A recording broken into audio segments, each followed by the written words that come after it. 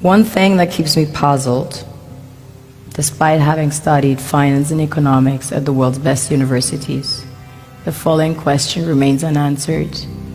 Why is it that 5,000 units of our currency is worth 1 unit of your currency, where we are the ones with the actual gold reserves? It's quite evident that the aid is in fact not coming from the West to Africa, but from Africa to the Western world. The Western world depends on Africa in every possible way, since alternative resources are scarce out here. So how does the West ensure that the free aid keeps coming? By systematically destabilizing the wealthiest African nations and their systems, and all that backed by huge PR campaigns, leaving the entire world under the impression that Africa is poor and dying and merely surviving on the mercy of the West. Well done, Oxfam, UNICEF, Red Cross, Life Aid, and all the other organizations that continuously run multi-million-dollar advertisement campaigns depicting charity porn to sustain that image of Africa globally. Ad campaigns paid for by innocent people under the impression to help with their donations. While one hand gives under the flashing lights of cameras, the other takes in the shadows. We all know the dollar is worthless, while the euro is merely charged with German intellect and technology, and maybe some Italian pasta. How can one expect donations from nations that have so little?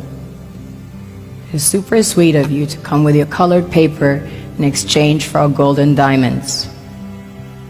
But instead, you should come empty-handed, filled with integrity and honor. We want to share with you our wealth and invite you to share with us. The perception is that a healthy and striving Africa would not disperse its resources as freely and cheaply, which is logical. Of course, it would instead sell its resources at world market prices, which in turn would destabilize and weaken Western economies, established on the post-colonial free meal system. Last year, the IMF reports that 6 out of 10 of the world's fastest growing economies are in Africa, measured by their GDP growth.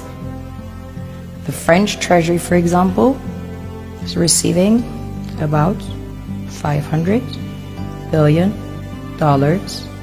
year in, year out, foreign exchange reserves from African countries based on colonial debt they forced them to pay.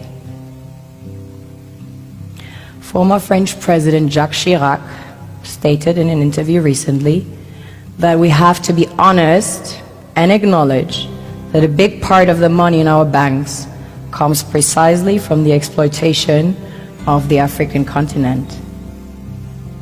In 2008, he stated that without Africa, France will slide down in the rank of a third world power. This is what happens in the human world, the world we have created. Have you ever wondered how things work in nature? One would assume that in evolution the fittest survives. However, in nature, any species that is overhunting, overexploiting the resources they depend on as nourishment, natural selection would sooner or later take the predator out, because it offsets the balance.